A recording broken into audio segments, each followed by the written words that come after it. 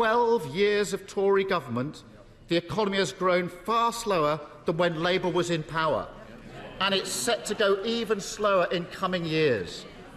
The slowest growing economy in the G7 next year. As the Director General of the CBI said, for a country that's used to growth of 2 to 2.5%, the Conservative record is simply not good enough. Mr. Speaker, we can't afford to go on like this. If the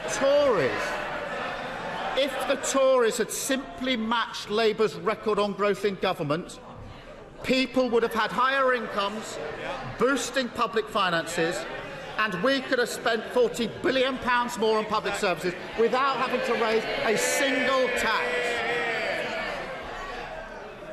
So the second great challenge our country faces is to get Britain growing again. A government of the moment would have grasped the nettle and set out a new approach to the economy, an approach based on a stronger partnership between government and businesses, a partnership dedicated to growth. There would have been an industrial strategy to grow the industries of the future, with the government providing initial investment that brings confidence and security and acts as a catalyst for the private sector to invest in gigafactories, hydrogen and steel. High productivity jobs right here in Britain. A government at the moment would finally abolish business rates and replace them with a fair system that creates a level playing field with online giants so that our businesses can compete, invest and grow. And a government of the moment would have a plan to revive our town centres and new businesses, providing finance for a new generation of start-ups in our town centres, giving councils the power to take over empty shops and fill the space with workshops and offices in the jobs of the future. Instead of that new approach to the economy, we have a Chancellor who thinks it would be silly to do anything different. A Chancellor who, rather than partnering with business, has loaded them up with debt and wonders why they're struggling to invest. A Chancellor who seems content to have the slowest growth of any G20 country, bar one, Russia. A Chancellor whose legacy will be low growth, high inflation and high tax, and with it the diminishing of Britain's living standards. No hope of taking on the big challenges, no hope of seizing the great opportunities. Hopeless. And because they're not up to the challenge of growing the economy, all those tax hikes aren't going into improving public services. No chance of a doctor's appointment. People forced to wait months for urgent mental health treatment. Supersized classrooms the norm again. Never before have people been asked to pay so much for so little. And, Mr. Speaker, the third great challenge we face is ending the poverty of ambition this government has for our public services. That means a government at the moment relentlessly focused on school improvement. Labour would improve leadership and teaching standards at state schools, funding it by ending tax breaks for private schools. It means a government of the moment that would finally deliver world-class mental health provision that matches years of empty rhetoric on parity with physical health. Labour would hire new clinicians so we can guarantee mental health treatment in 4 weeks, paid for by closing loopholes to private equity firms. Instead, we have a government that went into the pandemic with record waiting lists and has got no plan to get them down any time soon.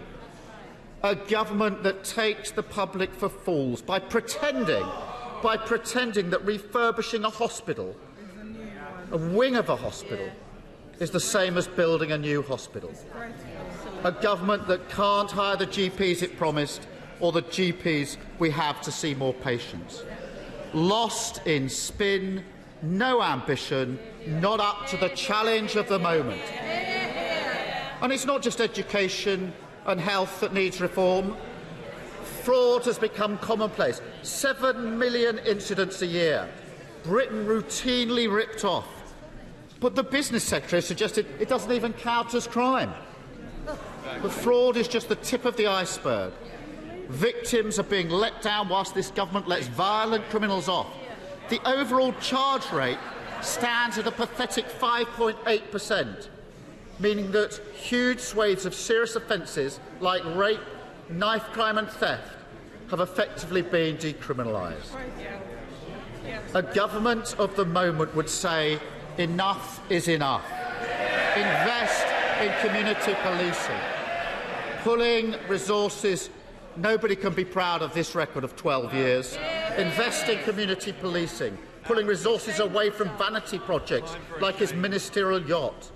It would strengthen protection for victims of crime and antisocial behaviour and increase the number of specialist rape units in the justice system so that it stops routinely failing women. Instead, we have a government that talks tough whilst letting the justice system fall apart. No care for victims or their communities, not good enough, not up to the moment. We have a government whose time has passed, a cabinet out of ideas and out of energy, led by a Prime Minister who's entirely out of touch. Mr. Speaker, it doesn't have to be this way. It won't always be this way. A Labour government would tackle the cost of living crisis head on. Get Britain growing again after 12 years of failure. Improve public services so they deliver for people paying for them. A Labour government would rise to the moment where this government has badly failed. Thank you, Mr. Speaker.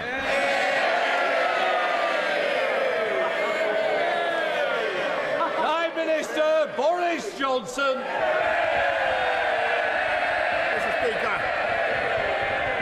Mr. Speaker, allow me to join you and members across this House in thanking His Royal Highness, the Prince of Wales, for delivering the gracious speech, and in sending our warmest wishes to Her Majesty the Queen. The whole House knows the reluctance with which Her Majesty made today's decision, and her extraordinary service to this nation continues to inspire us all. Mr. Speaker, as we come to the halfway point of this Parliament, this country has seen off the biggest challenge any post-war government has faced, but the cost of the pandemic has been huge, with the biggest fall in output for 300 years, the necessitated government expenditure of £400 billion, and the aftershocks are still being felt across the world, with a global spike in energy prices, the impact that we're seeing on the cost of food. And it's precisely because this government got the big calls right and made the tough decisions during the pandemic that we had the fastest economic growth in the G7 last year, and will return to that status, by the way, by 2024, Mr. Speaker, and therefore have the fiscal firepower to help families up and down the country with all the pressures they face now. And we will continue to use all our ingenuity and compassion for as long as it takes. And my right honourable friend, the Chancellor, and I will be saying more about this in the days to come. But at the same time as we help people, we need the legislative firepower to fix the underlying problems in energy supply, in housing, in infrastructure and in skills, which are driving up costs for families across the country. And this Queen's speech takes those issues head on. And above all, we're tackling the economic challenges with the best solution of all, and that's an ever-growing number of high-wage, high-skill jobs, Mr. Speaker. Jobs, jobs, jobs. And we drive up employment by creating the right platform for business to invest. Making our streets safer, 20,000 more police, creating a healthier population, 50,000 more nurses, funding the NHS to help them clear the COVID backlogs, and giving the confidence that people know that they will be looked after in old age by fixing social care. Delivering gigabit broadband, giving the remotest parts of the country the access that they need, and using our Brexit freedoms to enable revolutionary technologies like gene editing to help our farmers grow more nutritious and more productive crops. And it's that combination of public and private sector together that is tackling unemployment, with 500,000 people more on the payroll now than before the pandemic began. And it is that strength at home that enables this country to show leadership abroad, as we have done and will continue to do in supporting the people of Ukraine. So this Queen's speech delivers on our promises. It will not only take us through the aftershocks of COVID, but build the foundations for decades of prosperity, uniting and levelling up across the country. Mr. Speaker, allow me to join the Leader of the Opposition in paying tribute to those colleagues we've lost in this parliamentary session. And time will not dim our shock at the despicable murder of Sir David Amess, a friend to so many, who lost his life giving the service he loved most, a constituency surgery in a local church. And among the many legacies of Sir David, which include his amazing work on animal welfare, his campaign to support women with endometriosis, I'm proud to say that today Southend-on-Sea stands as a city in his tribute. Yesterday we gathered at St Margaret's Church to remember James Brokenshire, a true gentleman who faced his battle with cancer with enormous courage, generosity and strength of character. It was typical of our dear friend that even in the midst of his own battle, he was supporting and encouraging others to seek help, campaigning for better lung cancer screening and becoming the first MP to secure a debate on the issue on the floor of this House. We willed him to pull through because the world needs more people in public life like him. His loss is felt deeply on all sides of this House and by all those whose lives he touched. Finally, we began the year by joining the Right Honourable Member for Camberwell and Peckham in paying tribute to her wonderful husband, Jack Dromey, one of the great trade unionists of our time, who, having married someone who would go on to become, in his words, the outstanding parliamentary feminist of her generation, will also be forever remembered, in his words, as Mr. Harriet Harman née Dromey. We all knew him as a man of great warmth, energy and compassion, and he commanded the utmost respect across this House. Mr. Speaker, the gracious speech was magnificently proposed. Self-deprecating, I thought, by my honourable friend, the member for Beverley and Holderness, whose campaigning brilliance I have seen at first hand, as he pointed out, when as backbenchers almost 20 years ago, he and I organised a demonstration against Labour's plan to close community hospitals. It was called Chant, Community Hospitals Acting Nationally Together. And his memory of it is much more glorious than mine. I remember only a tiny handful of desperados. We were stopped almost immediately by the police, who soon, Mr. Speaker, who turned us back. But he nonetheless succeeded in forcing the government to perform, the then Labour government, I should stress, to perform a U-turn on the funding for community hospitals, and as a great pace bowler, or medium pace bowler, probably I should say, a great medium pace bowler, he bowled them middle stump, Mr. Speaker, and it's fitting that today he is proposing the gracious speech for a government that is delivering the biggest NHS catch-up programme in history, and far from closing hospitals, building new hospitals, Mr. Speaker. 48 of them, in fact. So we have the best health service in the world. I know, by the way, that he has experience of healthcare in a less fortunate country. He was lying in bed with a fractured rib after a skiing accident in Chamonix, when 3 men in white coats arrived claiming that they were there to perform the operation. And on closer inspection, they turned out to be the members for Halton, Price and Howden, the member of Sutton Coldfield, and my honourable friend, my noble friend, Lord Lancaster. At which point it is said that my honourable friend levitated miraculously from his bed and made his escape. His speech was in the finest traditions of this House. I was delighted that the motion was seconded by my honourable friend, the member for Brecon and Radnorshire. Some more seasoned members will remember the 14 years of service rendered to the people of Cardiff North by her father Gwilym, who joins us, I'm told, in the gallery today. Delighted to see him there, and I'm sure he'll be filled with admiration at the speech just delivered by his daughter. I also know the Honourable Lady sadly lost her mother earlier this year, and I have no doubt that she too will be simply bursting with pride as she looks down on us today. Because while the Honourable Lady may only have been an MP for a few short years, she has already established herself as a fantastic campaigner, including, actually, she said herself, changing the law to ban cyber flashing, saving Brecon Barracks, and with the Queen's Dragoon Guards securing the return of a permanent Welsh regiment in Wales.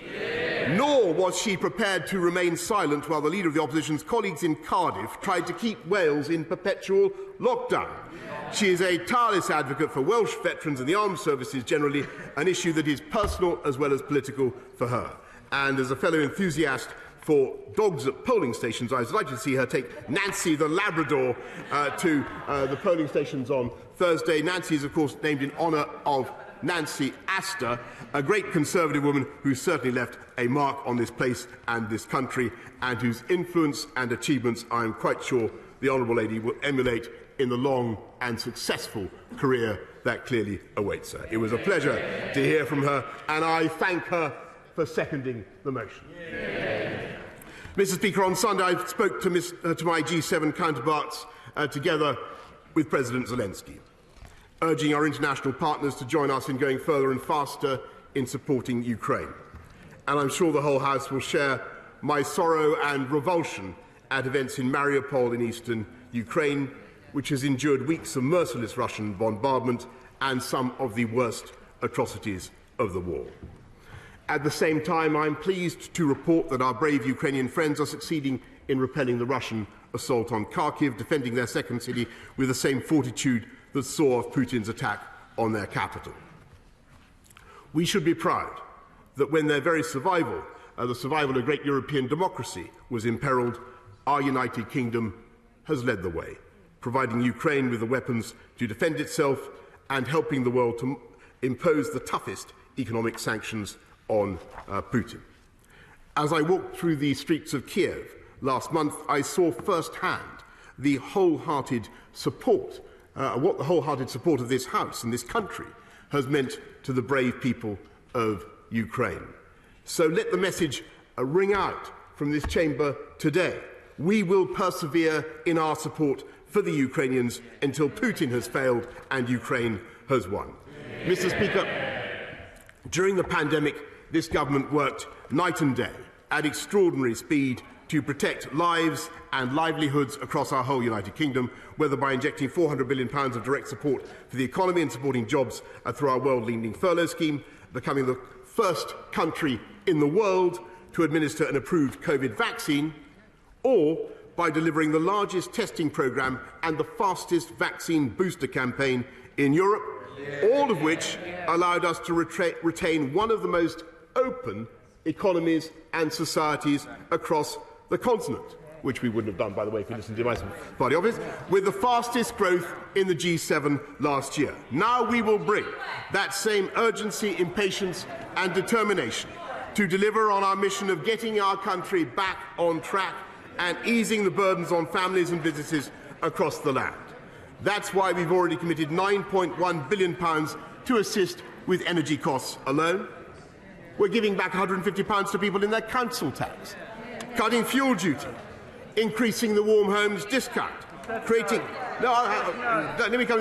increasing the warm homes discount, creating a tax cut for 30 million workers by raising the national insurance threshold, delivering the biggest ever increase in the national living wage, worth an extra £1,000 a year for those working full-time, Mr. Speaker.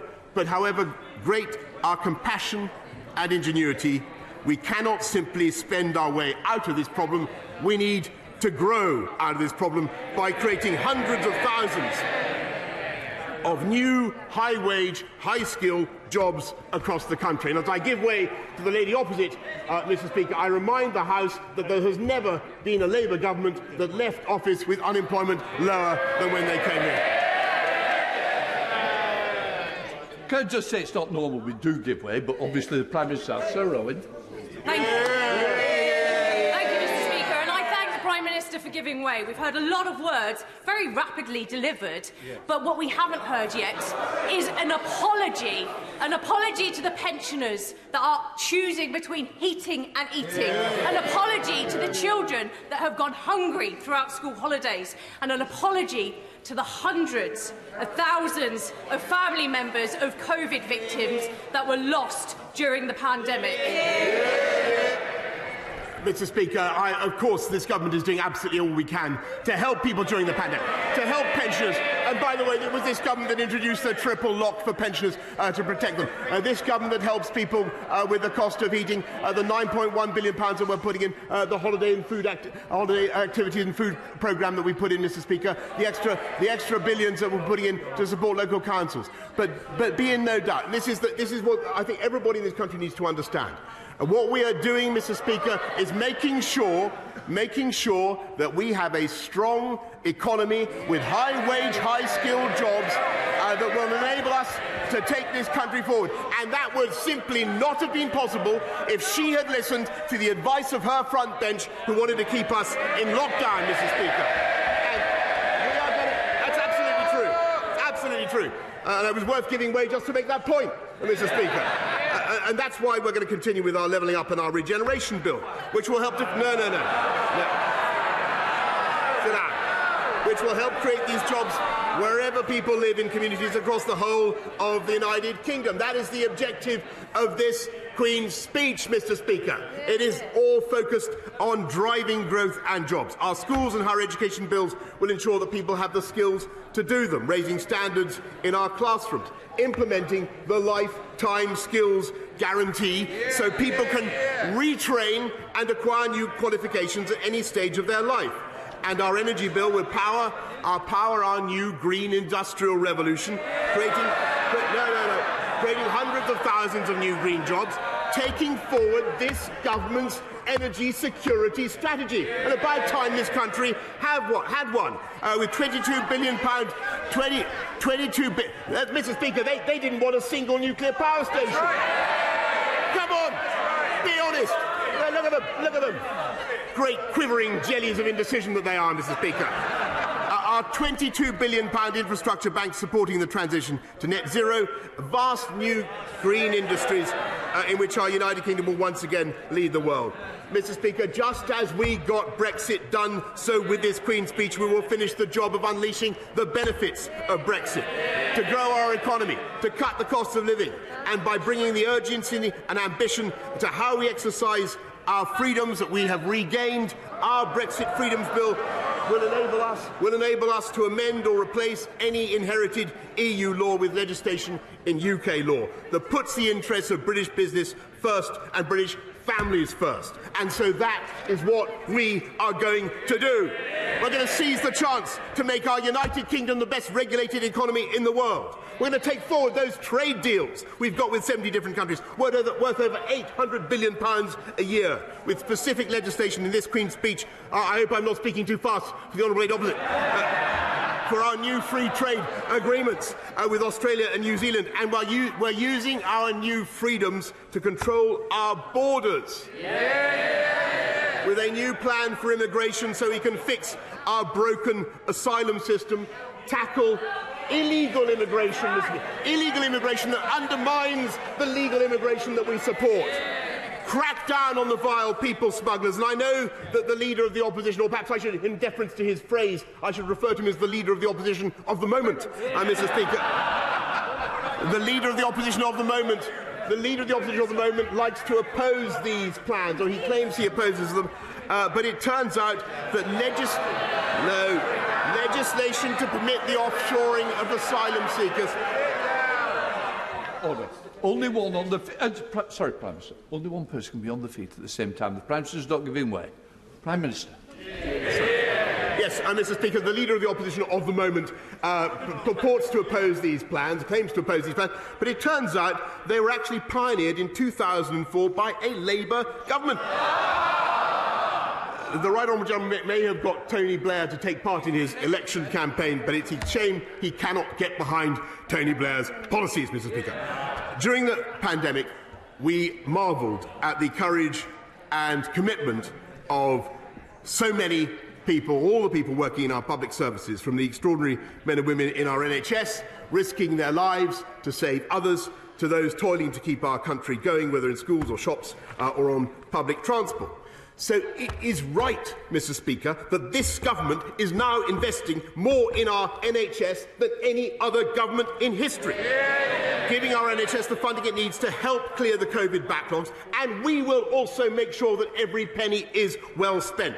So whether through pop-up clinics in our communities, more face-to-face GP appointments, or new cancer screening machines, we maximise the ability of our NHS to check and treat its patients.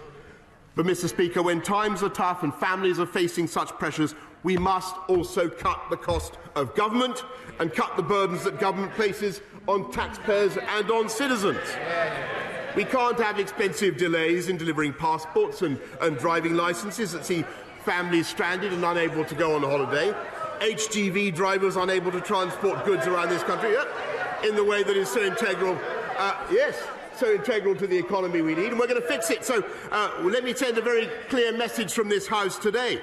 This government will not tackle the post-COVID manana culture. We will take whatever steps are necessary to deliver for the British people, because the British people are not prepared to wait, and we share their impatience. Mr. Speaker, we will get through the aftershocks of COVID just as we got through COVID, as I've told you, with every ounce of ingenuity and compassion and hard work. Not by irresponsible spending that merely treats the symptoms of rising prices while creating an ever bigger problem for tomorrow, but by urgently pressing on with our mission to create the high-wage, high-skilled jobs that will drive economic growth across the United Kingdom, the whole United Kingdom. That is the long-term sustainable solution to ease the burden on families and businesses. That is the way to get our country back on track after the pandemic, to unite and level up across our whole country exactly as we promised. That is what this Queen's speech delivers, and I commend it to the House.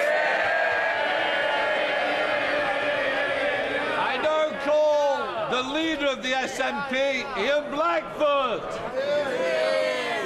Thank you, Mr. Speaker, and can I thank the Duke of Rossi for coming to Parliament today and leading us in the state opening. And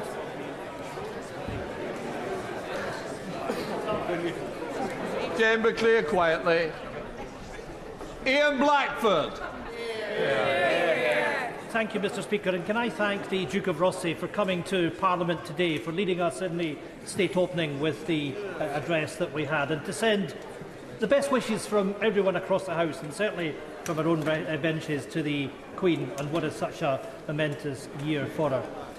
We also need to reflect on those that we have sadly lost over the course of the last session of Parliament, and we think of James Brokenshaw, we think of David Amos, and of course we think of Jack Dromey. Three outstanding but different parliamentarians, all who I think were a fine example to all of us of how to conduct ourselves in this place. Let me thank the member for Beverley and Holderness for his moving of the motion this afternoon, an erudite trapeze round his history in government, and I hope he's still got a lot to give. He's made it very clear that he was removed early from office by the Prime Minister, and perhaps he still has some days ahead of him. But I think it's important that he stressed that the unity that there is in this House on the topic of Ukraine, that we all stand together, Mr. Speaker, with our friends in Ukraine, and standing up for the warmonger, the war criminal that still resides in Moscow. He will face justice, and we will make sure that ultimately that the people of Ukraine prevail. But of course, I thought it was interesting that the honourable member told us that the recent difficulties that the Prime Minister has had with the Metropolitan Police, they are not new. He's had his collar felt in the past as well. And let me also thank the seconder of the motion from Brecon and Radnanshire. I think really what we had was a job application for government from the member, and I'm sure she'll have a long and fruitful career in front of her as a member of this House and a member of the governing party. Mr. Speaker, as much as I hate to rub salt into wounds, this Queen's speech has one very obvious backdrop that deserves mention, and that's the democratic drubbing the Prime Minister and his party got last Thursday. And I know that they might want to hide from that reality, but the message from people right across these islands was crystal clear. The people made clear that this is now a Prime Minister facing his final days in office and a Tory government that it's on its last legs.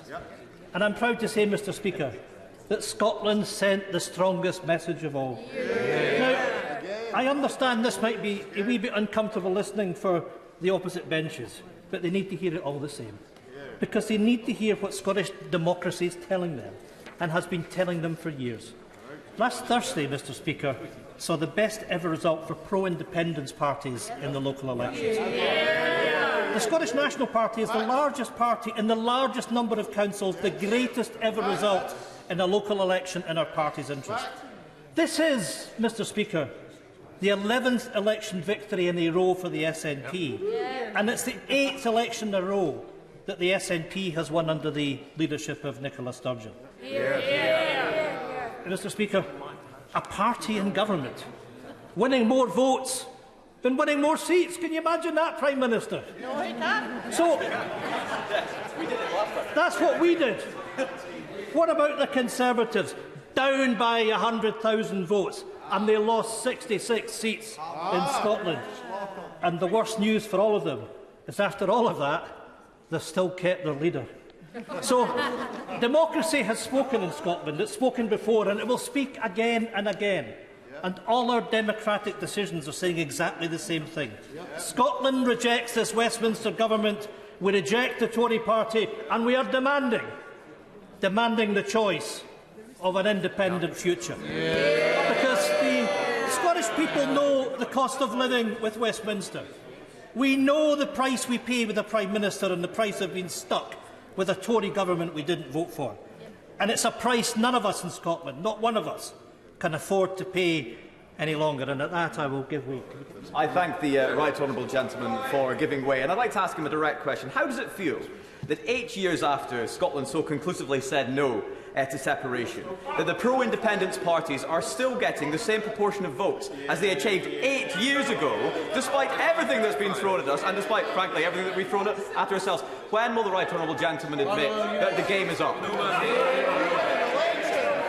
Well, I have to say, and I'm going to call him my honourable friend because I do enjoy his company, but I have to say to him that if the game is up, if the game is up for anybody or any party, then the game is up for the Tory party in Scotland, and the game is up for the Union. And I say to him that he needs to reflect on the fact that the SNP's won the last 11 elections, as I said. We went to the public and we asked for a mandate to have an independence referendum.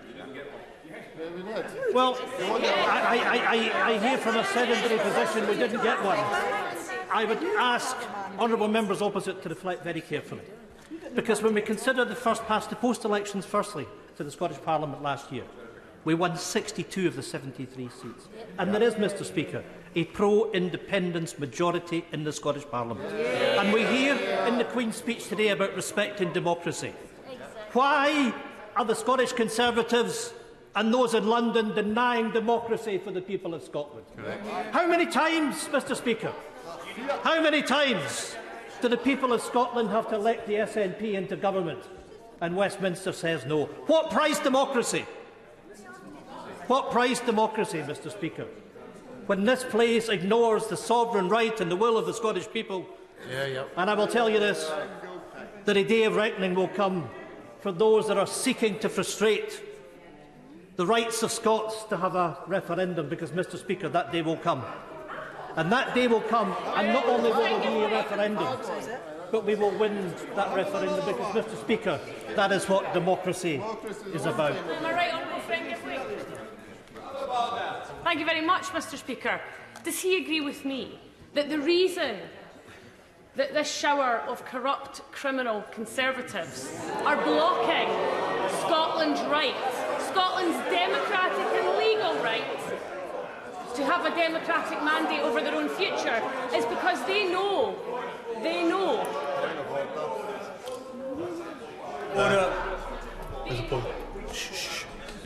David Davis.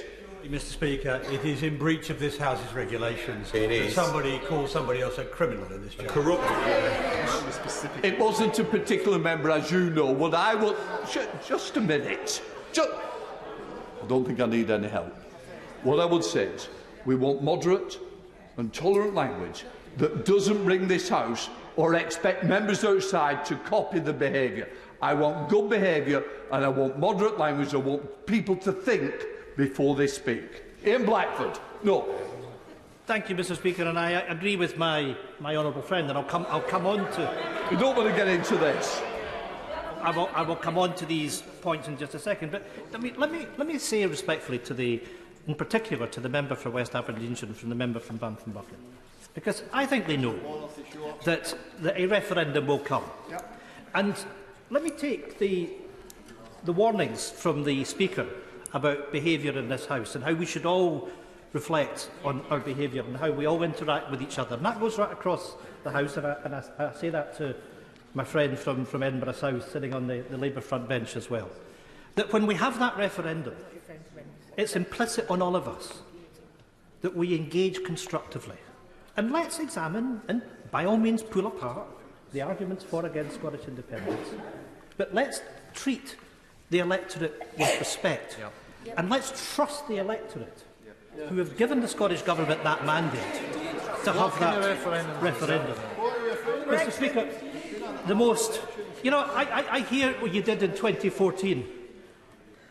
The whole point is that the electorate are given a choice in election to elect a government, and a government that has a mandate for an independence referendum. And let's not forget that in 2014, we were explicitly told that if we stayed in the United Kingdom, that our rights as European citizens would be respected. And what did this House do to Scotland?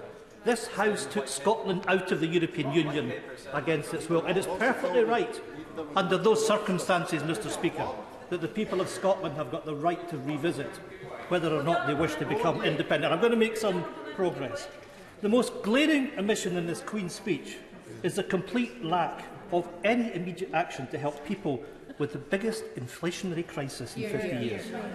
Democracy spoke last Thursday, but it's pretty evident that the government hasn't listened. And what we saw from the Prime Minister today, he certainly hasn't learned.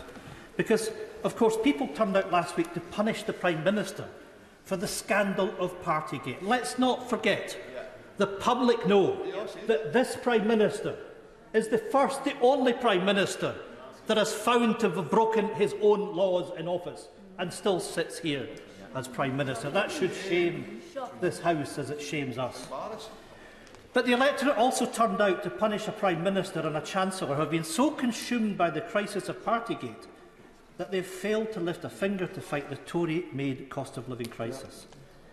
Mr. Speaker, as the Bank of England confirmed last week, the occupants of number 10 and number 11 Downing Street have now led us to the brink of recession. As my friend, the member for Glasgow Central, has said, the very first line of the Queen's speech should have been a commitment to bring forward an emergency budget. Where is it? Where is it? Where's the emergency budget that we need? An emergency budget to tackle now the rising cost of energy, of fuel and of food. On that point,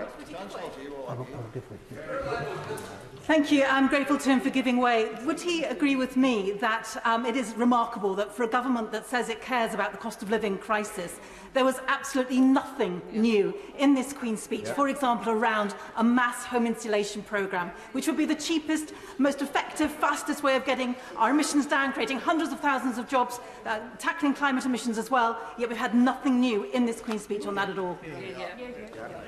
My honourable friend is right. There is nothing in this Queen's speech to deal with the cost of living crisis, nothing to deal with home insulation. And, you know, in the Scottish Parliament, the cooperation, the collaboration between the SNP and the Greens is an example where two parties can come together to make sure that we prioritise the climate emergency, something really missing from this Queen's speech today.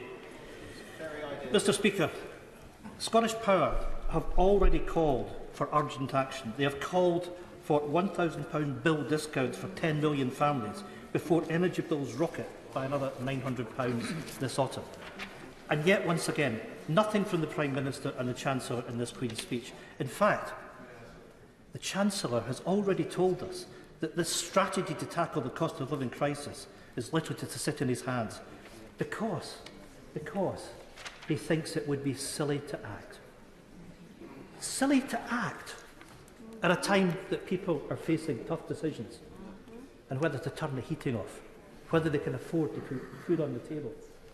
And the Chancellor thinks it's silly to act. That tells everything that we need to know about the humanity and the compassion of this Conservative government. And yet, just like the Spring Statement, nothing has come from this government. This Queen's speech represents one more missed opportunity. And I can give the Prime Minister some suggestions. He could have matched the Scottish child payment, which doubled in April and will increase to £25 per week per child by the end of this year. Positive action to help those most in need. It could have matched the increase in Scottish issued social security payments by 6%. It could have done what governments are supposed to do in emergency, help people through it. By any measure or meaning, this government fails on all counts. Mr Speaker, another gaping hole in this programme is when it comes to energy policy, as has already been raised. As my friend, the member for Kilmarnock and Loudon, has rightly said last month, the Prime Minister's energy strategy is nothing more than a contract, lacking any substance or ambition. The lack of ambition to drive growth and green investment and forge the path to net zero, not to mention an industrial strategy to back it up, fails this and future generations. That lack of ambition won't help investment in renewables, and it won't help a just transition, and it certainly won't help consumers now or in the long term. And as for us in Scotland, a country so rich in energy potential, it is fleecing us of our green present and future. On that point. I will happily go ahead. Mr Speaker, I thank the right honourable member for giving way. His constituency and my constituency border the Comedy Firth, which has the Nig fabrication yard where many of the mightiest platforms, oil production platforms in the North Sea were constructed. Would it not be a positive suggestion to Her Majesty's Government that we should power ahead with building floating offshore wind structures in the Highlands of Scotland, and that would help the Prime Minister and it would help us in Scotland as well? I'm very grateful for that intervention, and I agree 100% with what he said. In fact, he and I have been talking about that over the course of the recent months. There is fantastic potential for the Highlands, and not just for the Highlands, but for the whole of Scotland, to benefit from the industrial revolution that will come from the opportunities in green energy. And, Mr Speaker, we need to make sure that we learn from the lessons of the past, that we are able to capture that supply chain. And if we go back to the 1970s, Nig was a thriving industrial base, thousands of jobs in that community supporting the oil industry. And I know that my honourable friend, like I, wants to see the Highlands and Islands being a thriving area where there's an industrial future for us. But yes, absolutely, we need the UK Government to help us on that. And I look forward to, together with my honourable friend, having discussions with the Government on exactly how we take that forward. I can see the Secretary of State for Scotland nodding, so perhaps we can discuss that over the coming days. Since the start of this year alone, we know that the UK Government has profited by at least £1.7 billion from the revenues that have been brought in from North Sea oil. All that revenue from Scotland's resources, and still, this UK Government is refusing to match the Scottish Government's £500 million Just Transition Fund to help ease resilience on fossil fuels. And still, Mr Speaker, no commitment to carbon capture and storage in Scotland's North East. Not only is this with the Westminster Government harming our planet, they are holding Scotland back. I'm genuinely grateful for the right honourable gentleman for giving way, particularly on the Scottish cluster being so important to my constituency in Banff and Buchan. Would he agree that the UK Government has thus far committed £41 million to that project, but that wasn't what I wanted to intervene on. What I wanted to intervene on was his mention of the £500 million Just Transition Fund for the North East of Scotland. Could he do what his colleagues from Kilmarnock, Loudon and Aberdeen South haven't been able to do thus far, and describe in detail what is that £500 million going to be spent on in the North East of Scotland? It's not being spent. Well, let me just say to the honourable gentleman that we've been shortchanged on not getting carbon capture and storage in Scotland. Twice now we've been promised it was coming. And we all know in Scotland that getting carbon capture and storage in the north east of Scotland with the Acorn project is absolutely instrumental in getting to net zero by 2045. It's absolutely instrumental in making sure that Grangemouth has a green chemical future. And there can be no more dithering, there can be no more delay. And the Acorn project must be greenlit, and it must be greenlit now. Now, I'll say to the honourable member that yes, we will spell out exactly the plan for that 500 million transition fund. And I'll say to him, I'll say to the House now, that we will take our responsibilities on these benches, and together with my friend from Kilmarnock and Loudon and my friend from Aberdeen South, we will be speaking more on our future energy potential for Scotland, because we will accept our responsibilities to deliver that energy strategy, to deliver that industrial policy which is lacking from those on the government front bench. And of course, bargain for more funding. They won't come. Mr. Speaker, I've concentrated on what the legislation in this Queen's Speech fails to do in terms of tackling the cost of living crisis and our green future. But what the legislation in this Queen's Speech does propose to enact is every bit as harmful. Because at the heart of the session's programmes, there's a twin track that needs to be challenged: an attack on devolution, an attack on human rights law. As the Prime Minister gets increasingly vulnerable and desperate, it is probably no surprise that he's reached back for the policy that got him the job in the first place: Brexit. The Brexit Freedoms Bill to repeal EU retained law and the other Brexit legislation in his Queen's Speech represent a race to the bottom on standards. The very idea that Westminster will be able to strike down devolved legislators' retained EU laws is the latest and only the latest in a long line of Tory power. I mean, the Prime Minister shakes his head, but that's the reality. We've seen it over the course of the last few years. The Scottish Parliament have the right to retain EU law because we have the opportunity and the right to find our way back into the European Union. And we won't be denied the right to retain EU law, and we won't be denied the right to an independent future in Europe. And the same applies to our human rights laws. The proposal by this UK government to rip up the Human Rights Act is one more example of a government that is prepared to force through legislation that is not only immoral, but internationally illegal. The attack on human rights legislation is all the more concerning given the context of the continuing failure to respond compassionately and comprehensively to the ongoing Ukrainian refugee crisis, not to mention the anti-refugee bill that was passed in the previous session. The agenda of this Westminster government couldn't be clearer. A hostile environment to devolution, to human rights law and to refugees. And that agenda continues apace in the Queen's Speech. On that point, will he give way? I'll happily give way. I'm grateful to him for giving way.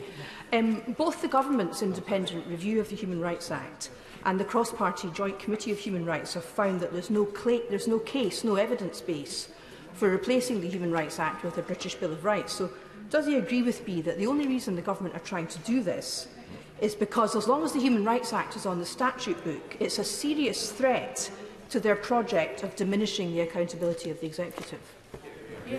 Absolutely. My honourable and learned friend is absolutely correct, and the public should be very afraid as to what this government's doing and the consequences of that, and to our hard-fought and hard-won human rights that have been built up over many decades. Mr. Speaker, I will. I think the right honourable gentleman would probably accept that I give a lot of credence to the human rights of British citizens. But the primary argument I've seen with respect to the modification of the Human Rights Act is giving the government the ability to deport criminals, foreign criminals, who are being released from prison. This is an important right of a government, and surely that's worth having, if nothing else. Well, I'm afraid that is a fig leaf, Mr. Speaker, for exactly what is going on, which is the attack on the rights that have been so hard fought and won over the course of the last few decades. All of this is the cost of living with Westminster, and it's exactly, Mr. Speaker, why Scotland wants out. So just as this, I'm going to have to make progress. So just as this Queen's Speech seeks to, I hear Scotland doesn't want out. It doesn't want out. I've not been watching. Yeah, and I hope he rises to his feet at some point in the Queen's Speech debate and tries to defend it. Because what I'll say to the honourable gentleman and I'll say to the Prime Minister is, we've got the mandate for an independence referendum. if he doesn't think that we're going to win it, let's bring it on and have the referendum. And I'll tell you what, you'll soon find that Scotland will vote for independence. So just as this Queen's speech seeks to entrench Brexit Britain, our Scottish Parliament will bring forward legislation to offer a very different future to our people. A positive and progressive future at the heart of Europe. And we're not seeking the Prime Minister's permission. The only permission that we need. You know, we can see the Prime Minister just couldn't care less because he's sitting talking to his friends on the government front bench. That's the disdain. That's the disdain that we see for the people in Scotland from this government. They simply couldn't care less. So we're not seeking the Prime Minister's permission. The only permission we need, the only permission we will ever need, is the democratic permission of the Scottish people. And let's not forget that it's the people of Scotland who hold sovereignty. And you might want to listen to this, because let's not forget the legal opinion in the case of McCormick versus the Crown at the Court of Session in 1953, when Lord Cooper stated that the principle of the unlimited sovereignty of Parliament is a distinctly English principle that has no counterpart in Scottish constitution. It is, Mr. Speaker, unquestionably the right of those in Scotland to determine their own future. Those rights were enshrined in the claim of right that was so instrumental in delivering our devolved Parliament, and is the case today as we seek to exercise our rights in an independence referendum. Let me remind the words to the Prime Minister of Parnell, who used to sit on these very benches.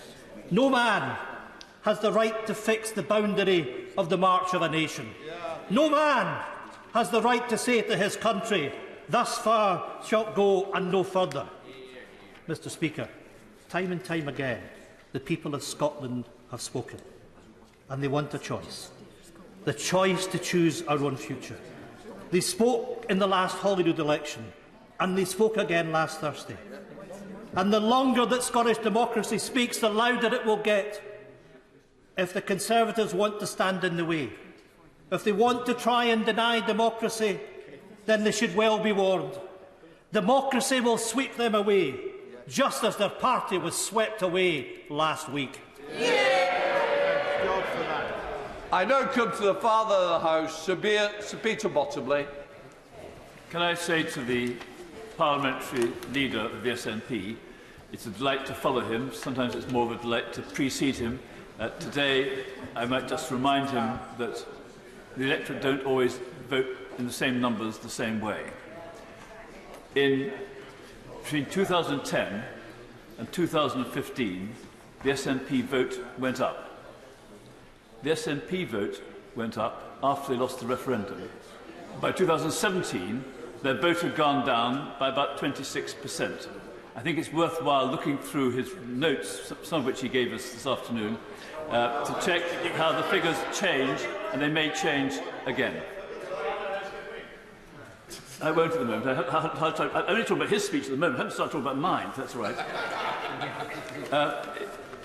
I think that nothing I can say need detain the Leader of the House. The Prime Minister or the Leader of the Opposition, they want to go off, so I know they've had hard days. But what I want to say is that I'm concerned about people's home lives. 2 small changes to park home owners will make a great deal of difference. In 2010, the then Housing Minister said there would be park home reform. We haven't had it. We need to change from RPI to CPI pitch fees. That could be incorporated in the next finance bill, and I hope that that will happen. The second is the question of commissions. Why should those who are park home residents have to lose a significant part of the value of their home when they sell it? Those 2 things can be changed quite simply. The second, probably by a handout bill. There are plenty of MPs who may come up in the ballot. I haven't come up in the ballot in 4 to 6 years, who take that forward. But the RPI-CPI one is one which government can do quite easily. In the notes to the Queen's speech, and I can thank the government for giving us copious notes on the proposals in the Queen's speech, we learned that the number of social tenants is about 4 million, and the number of leasehold tenants, private tenants, about 4 million, private ones, social, and leaseholders, about 4.6 million. and the fastest growing proportion of home occupation are leaseholders. We won't get decent information from the last census because the only choices people could put down was they owned their home or they were a tenant. And when I asked people what a leaseholder should say, I wasn't given a clear answer. People think they own them. They might have said, I own them. They're wrong. If they put down a tenant, they might have thought, I'm not actually, I'm a leaseholder.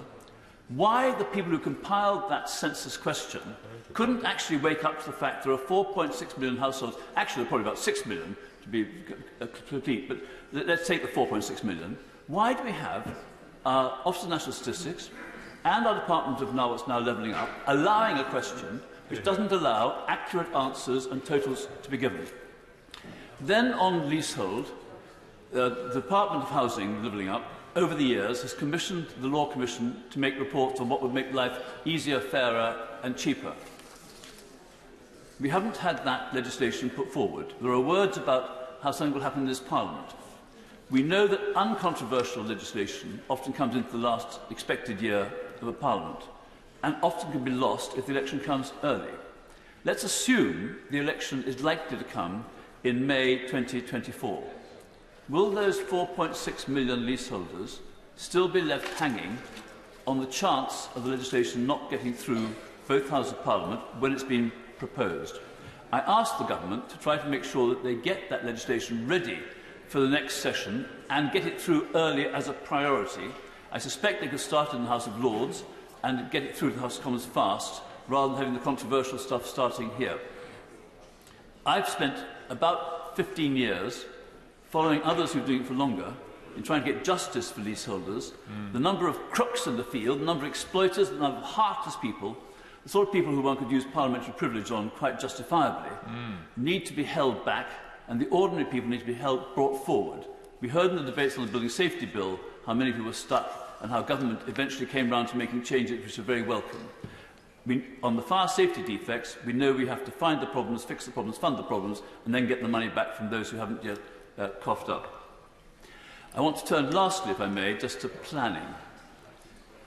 Someone has started a petition, parliamentary petition number 611113, about banning development on farmland. That petition has been signed already in the last week by over 700 of my own constituents, let alone the many others.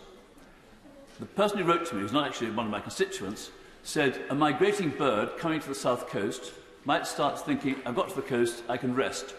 If you have a solid wall of housing between the south coast and the South Downs, you've got to go on miles more. That shouldn't be happening. And I put this particular plea through the Prime Minister to the Secretary of State for Levelling Up on the planning appeal, the appeal against the planning decision for a judicial review granted by the High Court in the last few days, where the Department for Levelling Up had one inspector who was about to approve the protection of the Goring Gap, Chatsmore Farm, between Goring and Ferring, one in Worthing, one in Arran District Council.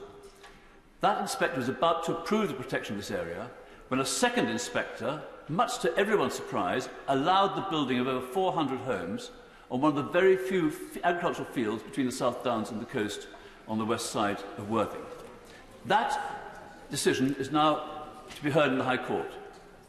I asked the Government to decide they will not oppose the application for judicial review, not oppose the overturning of the decision, cancel the decision, or at least let the court cancel it, and say they will never again allow two inspectors to toss a coin for development of major farmland in one of the very few areas in a built-up area. I would say that if we want local democracy, we need to trust local councils, but even if we can't trust local councils, and I frankly do, we can't trust a department, inspectorate, which allows two inspectors to make decisions which are incompatible with each other's responsibilities. I know that the political success of the Labour Party in Worthing will lead to a new leader of the council, but I'm delighted that the present leader of the Labour group on the council came to the Goring Gap at my invitation to make a speech in favour of asking government to solve this problem. I hope the Leader of the Opposition, who's visited on a couple of times, once telling people and the other time not telling people he was coming, and not telling, don't mind not telling me. He didn't even tell the Labour Party he was coming. He wanted the photograph. But things have changed since then. Let's hope that government can see sense and protect the Goring Gap, the Chatsmore Farm and local democracy. Dave McKillian. Thank you very much, Mr Speaker. And Mr Speaker, we've got finally the Queen's speech, 30 bills, and what the Prime Minister calls fiscal firepower.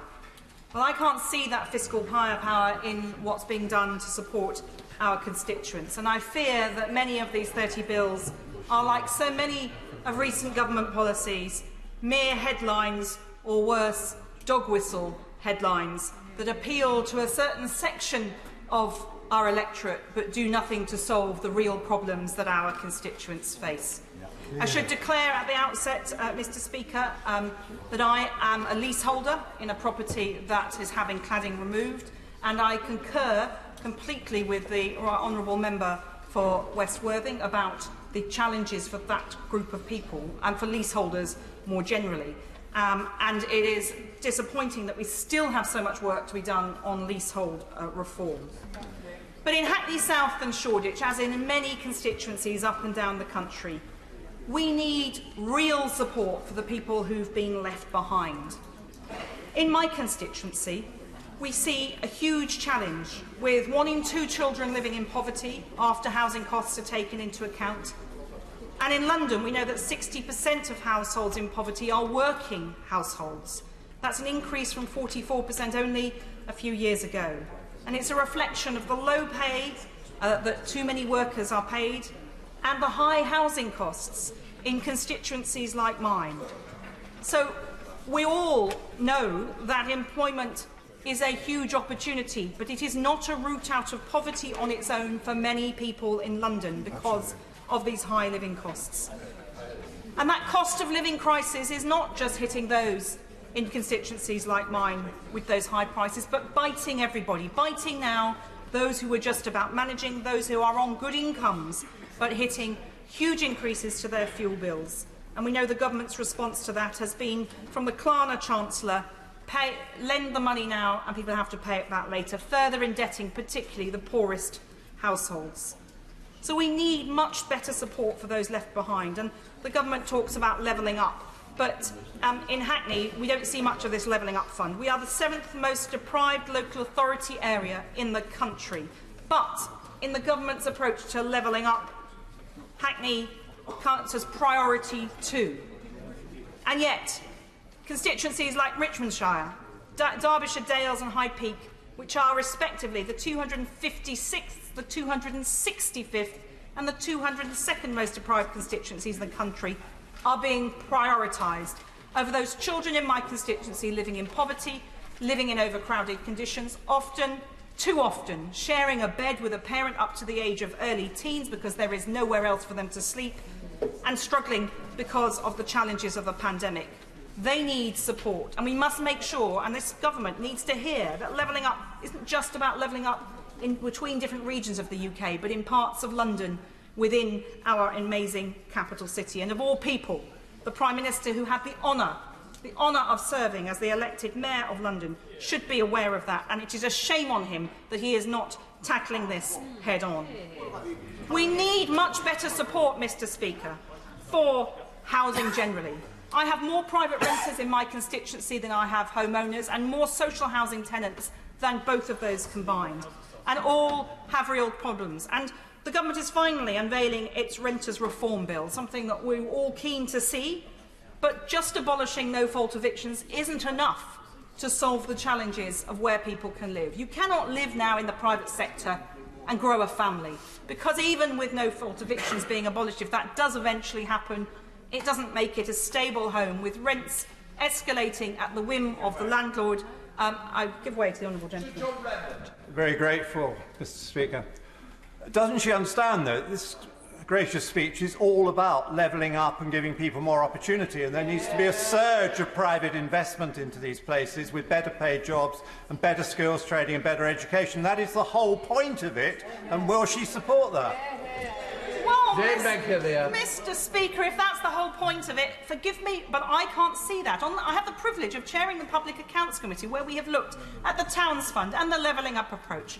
And it is a chaotic policy. It is a headline without proper detail and analysis about how to deliver this.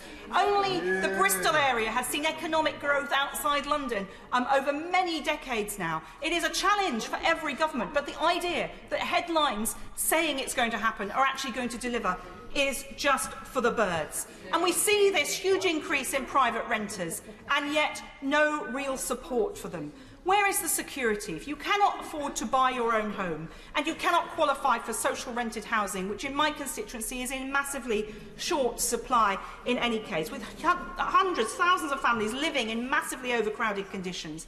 We've all been on the doorsteps a lot in the last week, Mr. Speaker, and it's a privilege to always meet constituents. But when you keep meeting constituents who you knew when their children were toddlers, whose children are still living, sharing the bedroom, 2 or 3 of them, while their parents live in the living room, and those children are now young adults, it's not good enough. There is no hope for those people, because the government and these proposed bills do nothing to enable councils to build that important social rented housing, give better rights to renters, and provide a proper stepladder to purchasing your own home. Every policy so far has fuelled the equity in those who already own their home, rather than giving a real leg up to wannabe first-time buyers in constituencies like mine, where a 2-bedroom modern flat, as I've said repeatedly in this House, Mr. Speaker, but I repeat it again, on the market for around £750,000. That's just for a 2-bedroom leasehold flat. And as of June of last year, the median house price in the constituency was £600,000. But there aren't many. I'd be struggling to find a property for that price in many parts of my constituency. But that's a huge increase, 9.1% over the past 5 years. A house in Hackney costs more than 16 times the average Hackney salary. And that's not, you know, Hackney has a range of salaries, though there are a lot of people at the poorer end. And 1 in 35 people in my constituency are recorded officially as homeless or in temporary accommodation. But that doesn't include those overcrowded ones, those who are overcrowded because there's no space for them to go, and those with no recourse to public funds who can't possibly afford to rent privately, even though they're working and certainly could never buy. And rents, as we all know, are very, very high. So we need much better support, and there's no real solution in this Queen's speech. And crucially, we need real support for a lost generation. Many people have been very badly affected by COVID. But a group that I worry about particularly are our children, who have lost out on 2 years of education. And hats off to the teachers and schools that kept educating them. But for many children, however well the school did, if you didn't have the technology at home, you were clustered around one computer and a mobile phone with poor data, that was never going to be the same as a classroom experience. So schools did the best they could, and many did a very, very good job.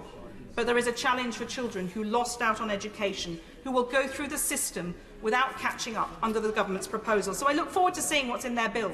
But realistically, and I've been talking to my schools about the cost of their energy bills as just one recent crisis.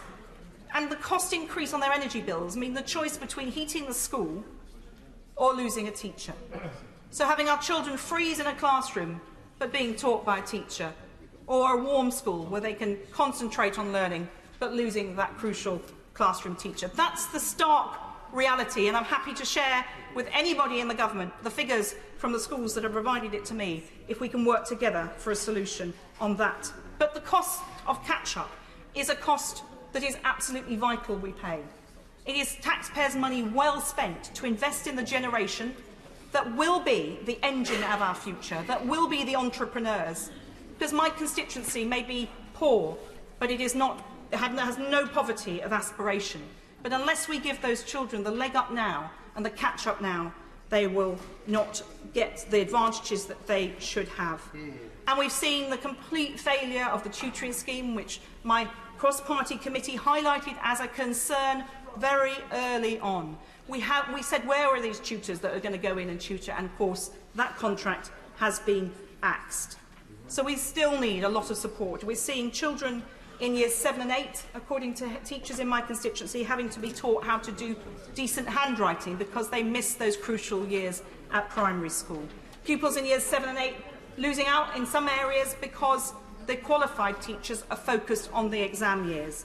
And we all want our children to succeed, and the government needs to make sure that school funding is properly resolved. It's fallen in average terms, in real terms, per pupil by 1.2% for the most deprived fifths of schools, but increased by nearly 3% for the least deprived fifths of schools. Is this levelling up? It doesn't look like it to me. And the Prime Minister purports to be an intelligent man. I'm sure he can do the maths and work out that that means there's an awful lot of children losing out. I was pleased to see that the Victims Bill is finally, perhaps going to appear. It's only been in 3 manifestos and 4 Queen's speeches. But this is a real crucial problem. Again, my committee has looked at the backlog in the criminal courts. There are many factors to that, some of which cannot be resolved through legislation. The sheer grind of day-to-day delivery and government of decent public services is something that seems alien to the Prime Minister and his front bench. But that aside, we need this Victims Bill to support victims better. Like the woman in my constituency, violently attacked by her partner in front of her 7-year-old daughter. She went to the police. The court case was set for 2 years after that violent attack. It is no surprise that he has repeatedly broken his non-molestation order because he feels that he can get away with it scot-free. And this is happening to victims up and down the country. And for those particularly in that kind of domestic abuse situation, she has said to me, I just want to move, I want a shot of this. I don't want to be reliving this, nor do I want my daughter to relive this over the next 2 years. And if the Victims Bill is to mean anything in terms of domestic violence, it needs decent options on alternative housing for those who are victims, because that's so often the break that those people need, and they cannot get it. In my constituency, with such a shortage of housing, that is a huge and ongoing issue. I'll give way to the honourable gentleman. To the shortage of housing, and we need to get more houses delivered. So will she be supporting the reforms to the planning system that have been incorporated in today's Queen's speech? Mr. Speaker, I will support anything that delivers the housing. I haven't had a chance to look at the detail. I think we do not yet know all of the detail. But absolutely, in my constituency, if there's a bit of land and nothing's moving on it, we are looking at it as an option for housing. But we cannot fit everything into an inner-city London borough. We need a better balance of housing. But we do definitely need that more affordable housing. And in a constituency like mine, we need more socially rented housing because the other options are not real options for people. People who've been housed in temporary accommodation in other boroughs outside of my constituency often want to move back. When they're on a 5-year lease, I say to them that is, at the moment, the current situation, thanks to this government, often the best you'll get. But when the rent is as high as it is in the private sector, they worry because they cannot survive without some benefit top-up if it fits in with the housing benefit cap. And so they are stuck in a terrible cycle of never being able to have a permanent home. I just wanted to touch on a couple of other issues that have been raised in a lengthy Queen's speech. The Prime Minister, Mr. Speaker, talks about Brexit being done. Well, Prime Minister, you know and I know that it's not done, is it? It's far from done. And there is going to be a very long tail of changes that have been repeatedly delayed. There was no planning after the vote in 2016. We've seen import controls once again delayed. And it's not even clear what will change. Businesses are confused, people are confused. And that lack of planning is coming home to roost. So you can use the Prime Minister, Mr. Speaker, can use the slogans, but we can see through them. And he can have a peruse any day he wants of the committee reports that we've put out there highlighting these concerns. And the Queen's speech has got a whole chunk of dividing issues that the Prime Minister would love me to engage with now, but I'm not going to give him that satisfaction because I want real results for the people in my constituency, not the flim-flam and the cheap headlines of things that he hopes will start culture wars between members of this House and our voters, because everybody in this House and all our constituents know that the cost of living has to be a priority, that levelling up has to be a priority.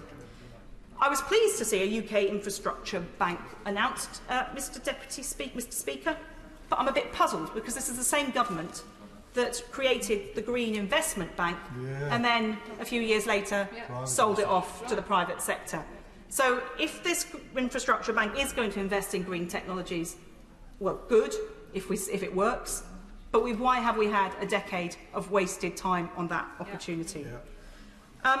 In summary, Mr. Speaker, this bill is not about bringing our country together and supporting people who need it. It's about division. Our Prime Minister has his head in the sand about real life and the real challenges of the cost of living and finding a home for so many of our constituents. There is no direction from this government that's flailing around trying to come up with a list of headlines but unable to competently govern this country in the interests of the people I represent. Honourable Theresa May. Thank you, Mr. Speaker, and I refer members to my entry in the Members' Register. It is indeed a privilege to be able to speak in this debate on the humble address in Her Majesty's Platinum Jubilee year. And as others have already spoken, everybody across this House, including myself, wishes Her Majesty all the very best and thanks her for her unstinting service and her exemplary devotion to duty. As others have done, I would also like to recognise the passing of 3 excellent members of this House, Sir David Amess, James Brokenshire and Jack Dromey. They all came into this House in order to make a difference, to improve people's lives, and they worked unstintingly to do just that. And I would like to congratulate my honourable friends and members for Beverley and Holderness and Brecon and Radnorshire for their absolutely excellent speeches in proposing and seconding this gracious speech of the humble address. I want to speak about a few of the elements of the government's programme that I very much welcome. The Modern Slavery Bill will cement the government's commitment to enhance the provisions on supply chains. I understand the first element will be an extension of the requirements on supply chains to public procurement, to government departments. This is important. In 2019, as Prime Minister, I committed the government to use its power of public procurement to actually ensure that it was cleaning up supply chains and cracking down on modern slavery. I genuinely believe that dealing with supply chains is one of the key ways in which we can ensure that we eradicate modern slavery. Business has a huge role to play here, so does government. Section 54 was important in the Modern Slavery Act, but of course it doesn't actually require action other than putting something in an account, in your report and accounts, which might be to say that you've done nothing about modern slavery. So it is excellent that the government is now moving this forward and going to enhance this legislation. I think it could be transformative. I also want to welcome the Social Housing Regulation Bill. One of the clear messages that came from residents and survivors of the terrible tragedy that was the fire at Grenfell Tower was the concern that for not just months but for years, the voice of residents in social housing had not been heard, had not been listened to by those in authority who had responsibility to respond. This was something that we then discovered from consultation across the country was not unique to Grenfell Tower, but sadly there were too many occasions where those responsible for social housing were simply not listening to the points that their tenants were raising. So it is important that we enhance the ability of tenants to have their voice raised, enhance the regulation regime, and ensure that we can do something which is so important in this country, which is to raise the value for people of social housing. So the stigma is not attached to social housing and being in social housing. We're all one community. The type of housing we live in should be irrelevant to how we are treated. And important here also is the Renters Reform Bill. I note the briefing says that it will provide 4.4 million households with more secure and higher quality homes. Renting is the only option for more and more people, and for some it is the flexible option that they actively want.